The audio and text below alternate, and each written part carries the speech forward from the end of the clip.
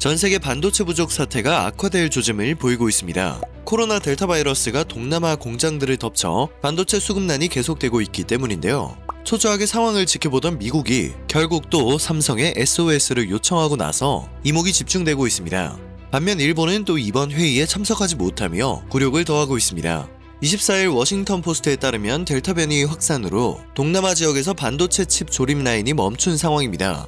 어쩔 수 없이 많은 자동차 및 전자제품 제조사들이 생산을 중단해야 하는 처지에 놓이게 되었죠. 이로 인해 1년 가까이 자동차 업체들을 마비시킨 전 세계 반도체 공급 부족 사태가 더 나빠질 위기에 처하게 되었고, 잦은 차량 생산 중단에 따라 자동차 가격까지 오를 수 있다는 전망도 제기되고 있는데요. 자금난이 발단이 된 말레이시아는 전 세계 반도체 시장의 7%를 차지합니다. 문제는 말레이시아발 반도체 수급난이 언제 끝날지 예측하기 어렵고, 끝나더라도 수급난이 해결되지 않을 수 있다는 점입니다. 말레이시아 반도체 산업협회 회장은 최근 외신의 말레이시아 공장의 가동률을 최대로 끌어올려도 글로벌 수요를 따라가지 못할 것이라고 예측하기도 했죠. 또한 다른 반도체 공급 라인이 위치한 베트남과 대만 등에도 코로나 여파로 인한 충격이 가해지면서 단순히 말레이시아 문제만 해결된다고 수급난이 해결될 수 없을 것으로 예상되고 있습니다. 이와 관련해 미국 백악관과 상무부는 현지 시간으로 23일 전 세계 반도체 칩 부족 현상과 코로나 델타 변이 확산에 따른 반도체 생산의 차질을 논의하기 위해 삼성전자 등 업계 관계자들이 참석하는 화상회의를 소집했습니다.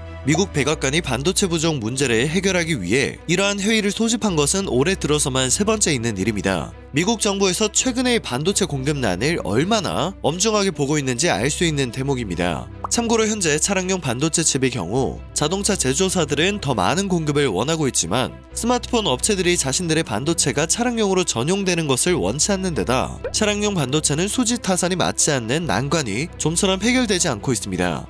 때문에 미국은 나름의 당근책도 열심히 내놓고 있습니다. 앞서 미국 정부는 2024년까지 투자비 40% 수준을 세액 공제하고 반도체 인프라와 R&D에 228억 달러, 하나로 약 25조 7,100억 원을 지원하기로 했습니다. 이 같은 분위기 속에서 지역 내 일자리를 만들기 위한 지방정부의 노력도 한창인데요. 대표적으로 삼성전자가 공장 신설을 검토 중인 텍사스주 텔러시 의회는 최근 삼성전자가 반도체 제조 공장을 지을 경우 향후 20년간 재산세를 최대 90%나 감면하겠다는 입장을 밝히며 적극적으로 유치에 나섰습니다. 브라이언 디스 백악관 국제경제위원회 위원장과 지나 러몬도 상무장관이 주관한 이날 회의에서는 반도체 칩 부족 현상과 델타 변이에 따른 생산 차질이 논의되었습니다. 백악관은 투명성 및 신뢰 증진과 관련한 반도체 업계의 진전 수준도 논의 대상으로 거론했는데요. 회의에는 삼성전자와 대만 TSMC, 인텔과 애플, 마이크로소프트, 제너럴 모터스와 포드 등 업계 관계자가 참석했습니다.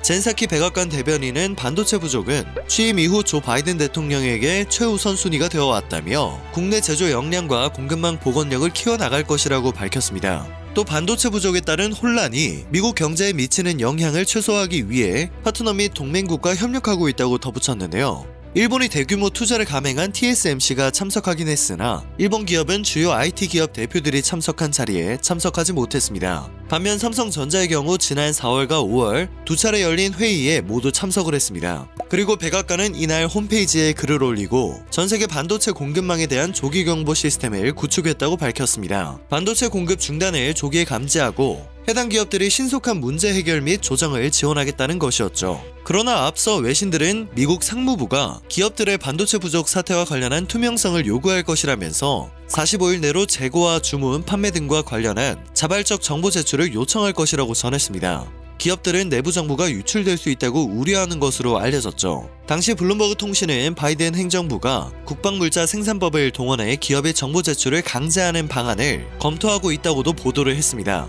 국방물자 생산법은 한국전쟁 시절 군수물자 생산을 위해 마련된 법으로 바이든 행정부와 도널드 트럼프 행정부 모두 코로나 백신 제조 등에 있어 이를 동원한 바 있습니다. 때문에 일각에서는 미국 정부의 과도한 시장 개입이라는 비판이 나오고 있기도 합니다. 몬도 장관은 회의 직후 로이터와 인터뷰에서 정보 제공 요청은 투명성을 목표로 하는 것이라며 반도체 수급 병목 현상이 어디서 일어나는지 알아내려는 것이라고 그 목적을 다시 밝혔는데요. 최근 반도체 시장의 불확실성이 공급사와 고객사 간 재고 미스 매칭에서 비롯된 것은 맞지만, 이를 이유로 미국 정부가 글로벌 기업의 내부 정보를 제출하라고 하는 것은 지나친 간섭으로 비춰질 수 있는 것 또한 사실입니다. 때문에 기업의 영업 비밀에 해당하는 중요한 정보가 유출되는 것이 아니냐는 우려가 나오고 있죠. 하지만 당장 타격이 있지는 않을 것이라는 게 전문가들의 의견인데요. 박재근 한국 반도체 디스플레이 기술학회장은 정보 공개로 수요와 공급의 밸런스가 맞춰지면 반도체 가격 변동폭이 줄어들 것이라면서도 기업 처지에선 장기적으로 이윤과 시설 투자 등의 제약이 따를 수 있다고 분석했습니다.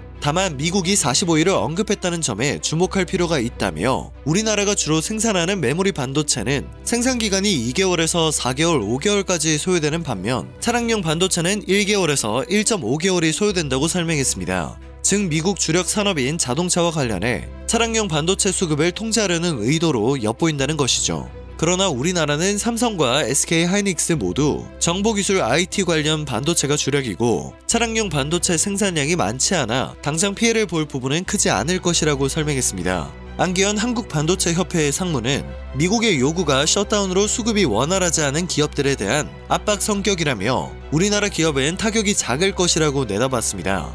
한 업계 관계자 역시 백악관이 당장은 발등에 불로 떨어진 차량용 반도체 부족 해소를 위해 압박을 지속할 것으로 보이지만 상대적으로 차량용 반도체 생산량이 많지 않은 삼성전자 등 국내 산업계가 직접적인 영향을 받지는 않을 것이라고 예상했습니다. 현재 삼성전자는 170억 달러 규모의 미국 파운드리 증설 투자 결정 등을 놓고 텍사스주를 비롯해 뉴욕과 애리조나주 등 주 정부 관계자들과 막판 협상을 이어가고 있는데요. 이날 회의에서는 파운드리 투자 관련 별도의 공개적인 언급은 없었던 것으로 전해지고 있습니다. 그리고 최근 일본에서는 자동차 업계가 반도체 등 부품 부족으로 공장 가동을 멈추어 생기는 경제 손실은 최대 1조 2천억엔에 이를 것이라는 분석이 나오고 있는데요. 일본 현지에서는 부품을 제대로 조달하지 못해 일본 경제를 지탱하는 자동차 산업의 감산 규모가 커지면서 중고차 가격이 오르는 현상까지 나타나고 있는 실정입니다. 이러한 상황에서도 이렇다 할 돌파구가 없는 오갈 곳 없는 난처한 처지에 놓이게 되었습니다. 그러나 한국의 경우 삼성전자 등이 구원투수의 역할을 해줄 수 있는 상황입니다. 업계에 따르면 삼성전자는 현재 자율주행 시스템 등 차량용 반도체 중에서 극히 일부 품목만 생산 중인데요. 기술력이 없어서라기보다는 실익이 없어서라는 게 업계의 설명입니다.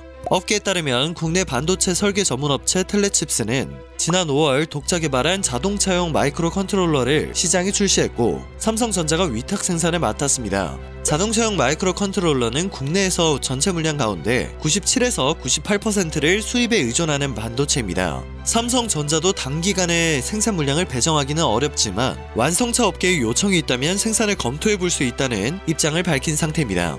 이처럼 계속되는 반도체 수급난에 미국 정부와 경제계가 반도체 경쟁력 확보를 위해 한국의 도움이 절실하다며 전략적 동맹관계를 굳건히 할 것을 강조하고 있습니다. 미국 경제계는 또 한국 기업들이 미국 내 투자로 일자리 창출에 나서면서 위상이 크게 높아지고 있다고 강조하며 향후 지속적인 협력을 당부하고 있는데요. 돈 그레이브스 미 상무부 부장관은 한국과 같은 동맹과 협력하는 것이 필수라며 한미 관계에서 경제협력이 차지하는 중요성을 다시 한번 강조하기도 했습니다. 이미 높은 기술 수준을 보유하고 있지만 계속해서 반도체 산업 규모를 키우는 한국과의 협력은 미국을 넘어 각국에게 꼭 필요한 일로 여겨지고 있는 듯합니다. 오늘 전해드릴 소식은 여기까지입니다.